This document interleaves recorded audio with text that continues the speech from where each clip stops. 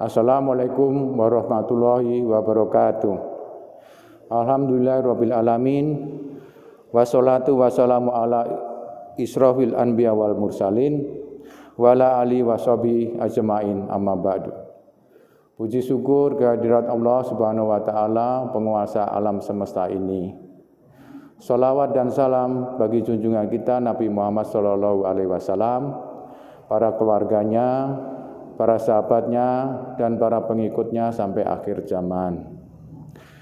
Muslimin dan muslimat, wirausahawan, para karyawan, para pegawai, para mahasiswa, pelajar yang dirahmati Allah. Saat ini saya sedang di Masjid Uswatul Hasanah, Desa Tani Mulya, Bandung Barat, tempat para santri Cempakawangi berjamaah, sholat bersama, hafiz Al-Quran bersama. Berikut ini materi ketiga dari Bekerja dengan Iman dengan judul Komunikasi dengan Allah Subhanahu wa taala. Setelah kita merangkum niat yang menyampaikannya kepada Allah Subhanahu wa taala melalui surat Hajat, selanjutnya sebelum kita melakukan amalan yang kita sebutkan dalam niat tersebut, perlu kita pelajari beberapa hal penting. Bagaimana mengkomunikasikan pelaksanaan amalan tersebut kepada Allah Subhanahu wa taala, dan bagaimana mengkomunikasikan apabila terjadi permasalahan yang ingin kita diskusikan atau kita mendapatkan petunjuk dari Allah Subhanahu wa taala. Rasulullah Shallallahu alaihi wasallam bersabda mengenai komunikasi dengan Yang Maha Kuasa. Ketika ia melaksanakan salat, seorang hamba tengah bercakap mesra dan akrab dengan Tuhannya. Maksud hadis ini, salat sebagai amalan untuk bercakap mesra dan akrab, berkomunikasi mesra dan akrab dengan Allah Subhanahu wa taala. Dalam hal ini, fungsi salat selain sebagai ibadah dan menghindarkan kemungkaran, salat juga sebagai media komunikasi kita dengan Allah Subhanahu wa taala.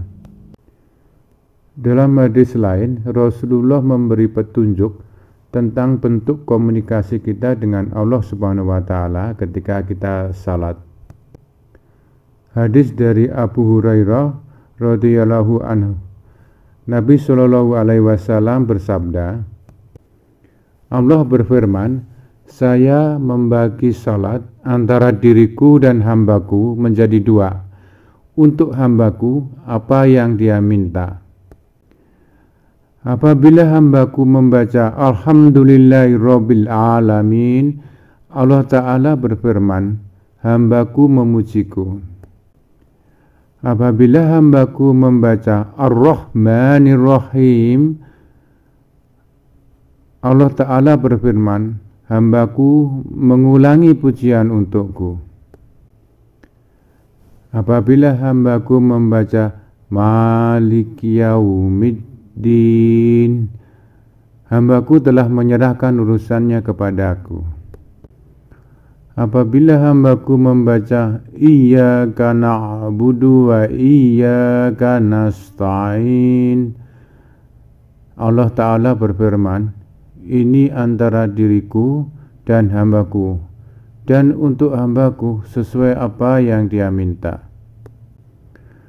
Apabila hambaku membaca Ihdinas Shiratal Mustaqim dan seterusnya sampai akhir surat, Allah Ta'ala berfirman, ini milik hambaku dan untuk hambaku sesuai yang dia minta. Allah Ta'ala menyatakan demikian karena sesungguhnya dia dekat, sebagaimana firman-Nya di surat Al-Baqarah 186. A'udzu billahi minasy syaithanir rajim. Bismillahirrahmanirrahim. Wa idza سألك عبادي عني فإني قريب أجيب دعوة الداع إذا دعان فليستجيبوا لي وليؤمنوا بي لعلهم يرشدون. Dan apabila hamba-hambaku bertanya kepadamu Muhammad tentang aku, maka sesungguhnya aku dekat. Aku kabulkan permohonan orang yang berdoa apabila dia berdoa kepadaku. Hendaklah mereka itu memenuhi perintahku dan beriman kepadaku agar mereka memperoleh kebenaran. Pakar komunikasi Shannon and Weaver tahun 1949 menyatakan komunikasi sebagai suatu transmisi pesan dan bagaimana transmitter menggunakan media dalam berkomunikasi. Dalam hal ini, jika sinyal media yang digunakan baik, maka komunikasi akan berjalan efektif. Begitu pula sebaliknya, apabila sinyal media tidak baik, maka komunikasi tidak akan berjalan dengan lancar. Sebagaimana sabda Rasulullah SAW, media komunikasi kita dengan Allah Subhanahu wa Ta'ala adalah sholat. Signal media yang terbaik adalah pada malam hari, di mana distorsi dan gangguan jauh lebih kecil. Allah Ta'ala berfirman, 14 abad sebelum teori klasik dari pakar komunikasi yang tersebut tadi, telah disampaikan di dalam Al-Quran, surat Al-Muzammil, ayat 6-9. A'udzu billahi minasy syaithanir rajim. Inna nasyiatal laili hiya ashaddu wata'an wa aqwamu qila. Inna laka fin nahari sabhan tawila. واذكر اسم ربك وتبتل إليه تبتيلا رب المشرق والمغرب لا إله إلا هو لا إله إلا هو فاتخذه وكيلا. Sungguh bangun malam itu lebih kuat mengisi jiwa dan bacaan di waktu itu lebih berkesan. Sesungguhnya pada siang hari engkau sangat sibuk dengan urusan-urusan yang panjang. Dan sebutlah nama Tuhanmu dan beribadahlah kepadanya dengan sepenuh hati. Dialah Tuhan timur dan barat, tidak ada Tuhan selain Dia, maka jadikanlah Dia sebagai pelindung. Agar komunikasi kita dengan Allah berjalan dengan baik dan mendapatkan respon dari Allah Subhanahu wa Ta'ala, kita lihat tingkat keberhasilan komunikasi itu dipengaruhi oleh hal-hal sebagai berikut. Kaum muslimin dan muslimat yang berbahagia, yang dirahmati Allah Subhanahu wa Ta'ala, tingkat keberhasilan komunikasi dipengaruhi beberapa hal, antara lain frekuensi komunikasi. Semakin kita sering berhubungan dengan Allah Subhanahu wa Ta'ala, semakin besar kemungkinan kita diterima sholat kita, diijabah semua doa-doa kita. Sholat itu ada sholat wajib yang sudah disediakan Allah untuk berkomunikasi, 17 rakaat, kita tahu semua. Lalu ada 3 sholat utama, sholat tahajud, sholat duha, dan sholat rawatib. Sholat tahajud mengikuti firman Allah Subhanahu wa Ta'ala pada ayat Al-Isra 79. Dan pada sebagian malam, lakukanlah salat tahajud sebagai suatu ibadah tambahan bagimu. Mudah-mudahan Tuhanmu mengangkatmu ke tempat yang terpuji. Rasulullah menegaskan juga tentang sholat tahajud ini, selalulah kalian melakukan sholat malam, karena sholat malam adalah kebiasaan orang-orang saleh sebelum kalian.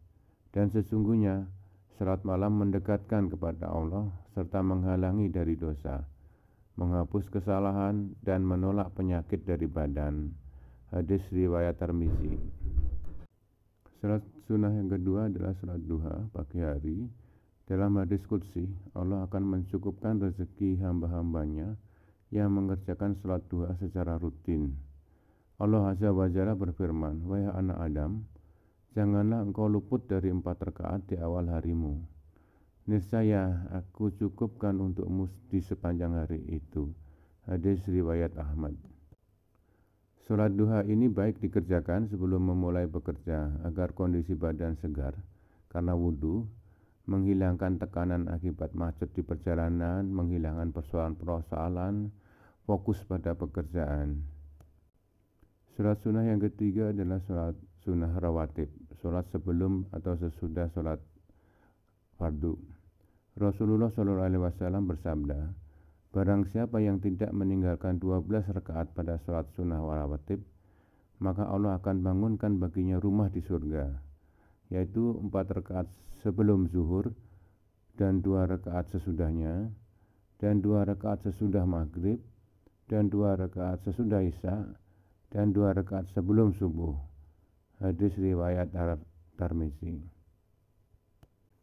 Jadi jumlah frekuensi rakaat salat setiap hari kita berkomunikasi dengan Allah: salat wajib 17, salat tahajud 11, salat duha 4, salat rawatib 12, jadi total 44 rakaat setiap hari kita bisa komunikasi dengan Allah. Faktor yang kedua adalah tepat waktu. Menunda-nunda salat berarti menunda-nunda komunikasi dengan Allah Subhanahu wa taala. Sholli sholata li waktiha. Kerjakan salat tepat pada waktunya. Hadis riwayat Muslim. Faktor yang ketiga adalah dipenuhinya syarat komunikasi, yaitu rukun salat. Terdapat 17 rukun di dalam salat menurut mazhab Imam Syafi'i. Laksanakanlah secara tertib dan berurutan. Faktor yang keempat adalah ayat-ayat dibaca dengan benar, pelan, tidak diucapkan dalam hati, tapi dibaca pelan, sehingga kita bisa mendengar sendiri. Rasulullah SAW bersabda, "Salatlah kalian sebagaimana kalian melihatku salat." Hadis riwayat Bukhari. Kemudian Rasulullah menyampaikan bahwa tiada salat bagi orang yang tidak membaca surat pembukanya Al-Quran atau Al-Fatihah. Jadi bacalah secara benar, terutama Al-Fatihah. Faktor yang kelima adalah waktu dan tempat yang tepat. Dari Abu Hurairah, Rasulullah SAW bersabda, sedekat-dekatnya seorang hamba dari Rabb-nya adalah ketika dia sedang sujud. Maka perbanyaklah doa. Dalam hadis lain dari Abdullah bin Abbas, Rasulullah bersabda, adapun di waktu sujud maka bersungguh-sungguhlah untuk berdoa padanya, karena pantas untuk dikabulkan doamu. Jadi waktu sujud rakaat terakhir itu waktu yang paling utama untuk berdoa. Faktor yang penting juga adalah dilakukan dengan kesadaran bahwa kita sedang berhadapan dengan Zat yang Maha Mulia, pencipta kita Allah Subhanahu wa Ta'ala, hadirkan di depan kita. Ingat, kita sedang berkomunikasi dengannya. Jangan punya pikiran yang kemana-mana. Atasi bila terjadi distorsi atau gangguan. Jadi jangan mengikuti gangguan itu melantur kemana-mana pada saat sholat. Ini ada riwayat bahwa, wahai Rasulullah, sesungguhnya syaitan telah hadir dalam salatku dan membuat bacaanku salah dan rancu. Rasulullah menjawab, itulah setan yang disebut kinzib. Apabila kamu merasakan kehadirannya, maka meludahlah ke kiri 3 kali dan berlindunglah kepada Allah Subhanahu wa Ta'ala. Aku pun melakukan hal itu dan Allah Subhanahu wa Ta'ala mengetahuinya. Ada faktor-faktor lain yang belum bisa disebutkan, barangkali bisa dipelajari lebih lanjut. Selanjutnya, kita menunggu respon atau jawaban dari Allah Subhanahu wa Ta'ala atas doa dan permohonan kita. Respon dan jawaban atas doa dan permohonan kita mutlak milik Allah Subhanahu wa taala. Bisa dikabulkan segera, bisa ditunda waktu yang tepat, atau tidak dikabulkan, diganti dengan yang lain yang lebih baik. Atau tidak dikabulkan, tapi itu untuk kebaikan kita. Apapun respon dan jawaban dari Allah, sangat perlu kita lakukan, yaitu satu, kita mesti berprasangka baik, karena apapun adalah untuk kebaikan kita. Yang kedua, kita harus selalu bersyukur atas jawaban dari Allah Subhanahu wa taala. Yang terpenting adalah kita harus bisa mengenali atas respon dan jawaban Allah Subhanahu wa taala. Bisa langsung dalam hati kita, bisa melalui orang lain, bisa tiba-tiba tanpa kita sadari. Ini adalah mutlak Allah Subhanahu wa taala yang menentukan. Apabila tidak atau belum ada respon dan jawaban dari Allah Subhanahu wa taala, lakukan evaluasi atas salat yang kita lakukan. Mungkin karena kita jarang salat atau sering telat, atau bacaan kita salah, terutama Al-Fatihah, atau kurang khusyuk dan lain-lain. Kita mesti mengevaluasi. Yang salah adalah kita. Maka perbaikilah segera. Marilah kita rangkum pembahasan komunikasi dengan Allah. Yang pertama, salat adalah media komunikasi hamba dengan Rabb-Nya. Yang kedua, saat terbaik untuk komunikasi dengan Allah Subhanahu wa taala pada malam hari. Oleh sebab itu, perbanyaklah ibadah pada malam hari. Yang ketiga, perlu ditingkatkan komunikasi dengan lebih sering, tepat waktu, memenuhi isyarat komunikasi, diucapkan dengan benar, fokus, dan menghilangkan gangguan. Yang keempat adalah berprasangka baik dan bersyukur atas apapun respon dan jawaban dari Allah Subhanahu wa taala. Yang terakhir, bila belum ada jawaban, terus lakukan salat sambil evaluasi apakah ada kekurangan.